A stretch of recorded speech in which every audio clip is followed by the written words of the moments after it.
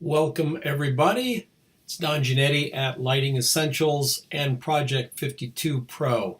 What we're going to do is look at some of the best shots turned in this week in the different classes. And Project 52 Pro is where the students get one commercial-based assignment a week. And we also have some 8-week classes going right now. There's a product photography and a food photography started this week, so we'll get some food in for next week. But for now, we're going to take a look at some pretty amazing photographs turned in by the students. First up is Craig Ferguson. Craig is over in the eastern part of the world and photographed this young man running out of the water. I think he did a great job with it. It's just a super, super cool shot. Speed light used just a little bit to the right to open him up here, and some sun peeking through up there to catch the back of his head, and he caught him right up in the air like that. It's really, really a fun shot. And also to have the young man running out of the frame is pretty cool. From that same shoot is this photograph. The talent needed to have photographs done with swimming goggles on for reasons that he had, and this is a pretty awesome little photograph here, Craig, again using a blend of sunlight and speed lights to really etch the figure out of the background. So really great work there by Craig Ferguson. Curtis Kahn turned in a black and white photograph that we really liked, using a snoot and another light behind just a little bit for this here, but just really a snoot is used on this shot, and you can see the circle of the snoot really isolates the face. Now Curtis turned in a color photograph as well as this, but the color photograph, the shirt is tie-dyed really bright colors, super bright colors, and it really sort of pulled away a little bit from the face. As soon as he turned it to black and white, got great symmetry happening here. The hair is well defined against the background, and just a really cool shot. Eric Weaver turned in this shot, created with a couple of speed lights, and I think what's really interesting is the way he used his speed lights on the background by putting a gel right on the front of a stoffen. So both speed lights have a stoffen on the front of them, and then only on the front part is the gel. The sides of the stoffen are left open, and they're positioned so that the color goes forward onto the background, but a little bit of the spill from the stoffen comes back for the model. That's very clever. Never seen anyone do that. I think that's absolutely a very clever and ingenious way to add just a little sparkle. You can see just a little edge here and there right on the side of the face and on the nose, and then bringing in a gridded beauty dish right in tight to get the front of the face and to open that up. Very stylized portrait by Eric Weaver.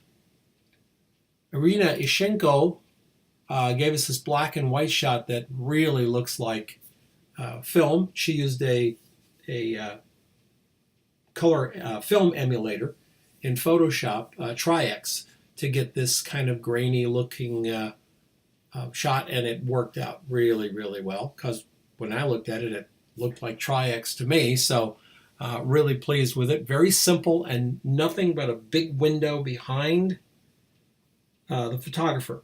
So it's a floor-to-ceiling window, very wide, lots of light. You can see it in the eye there. Lots of light, and just a very simple, beautiful, natural light shot. As you can tell, this week, portraits were on the menu. This was a week of portraiture, editorial portraiture, and we've got a wide-ranging bunch of portraits. Nick Menard turned in this shot, which I thought was pretty cool. And it's a composition of a couple of shots. In his original shot, the softbox is right here. to light her up. And then, of course, he made a second exposure without the softbox to blend them together. So we get just this little subtle feeling of light on her. What I really liked about it were all the frames. Windows are frames. We've got a frame inside a frame here.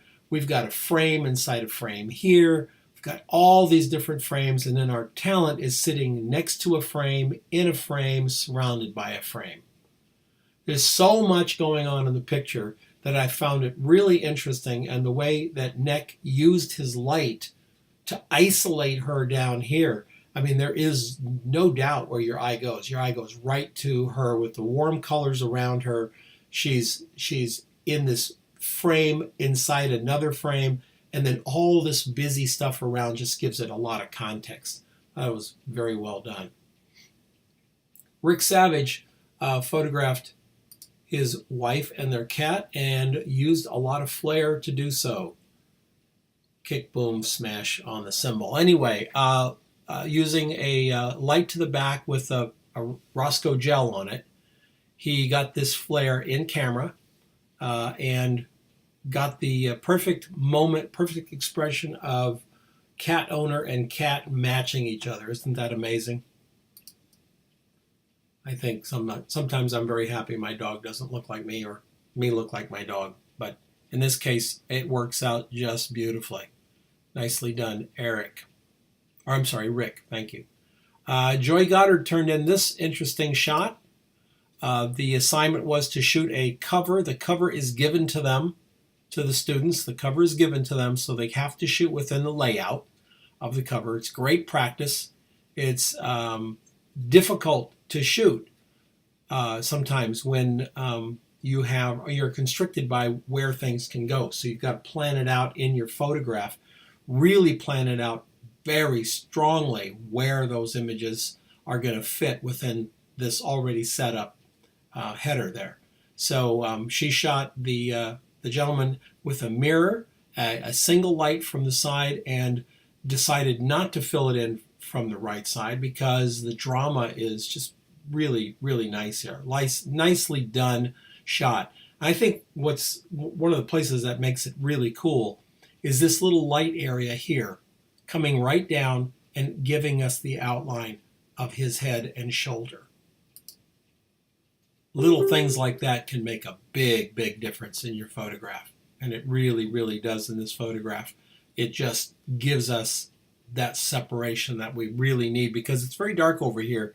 And if everything slips off into the shadow, it can look pretty amateurish and stark. But by creating that little line right there, she did a great job. France used the place where she was shooting was tiny. I mean, really, really tiny, like tiny house tiny. So what France did was put her on these little short stairs, shoot up using the ceiling as a clean background for the header, magazine header, and then framing her subject within the frame. Now she had to use a very wide angle lens, a 24 millimeter lens. So this young lady sitting here, as she comes down with her feet, the feet are going to, you can see it here, the feet are going to look huge because it's at the bottom of a wide angle lens looking up. It's just going to pull it all forward. So she wrapped the legs in the blanket, and we don't have that distortion.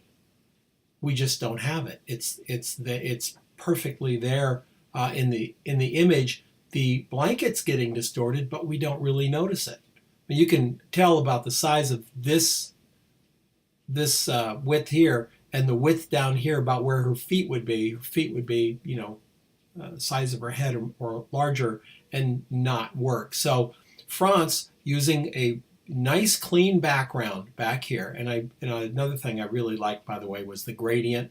A little dark up here, going to a little light back here. Gives a dimension to the room. You can see some light coming out and getting a little bit darker here. Really gives dimension and helps set her out. But France uses background as a really nice way to get her subject in here. So overall, really nice shot there from France. A still life by Karen And I like this so much. She did this is a large window-sized light to the left side, a little bit of fill to the right side. We can see it right in here. A little bit of fill to the right side, but a very, very well-composed still life. There's just so much going on here. I love what she did to the flowers up top here, and the overall feeling of just a little bit of a crispness to it, just a little bit of work in Photoshop really makes the image stand out. So very happy with that shot. Siobhan Hoyt turned in this fragrance bottle for our one of our 8-week classes, and oh my goodness, I just love it. I love it, love it, love it. These are soap flowers, and this beautiful container here. Real subtle color all the way through, as the container calls for.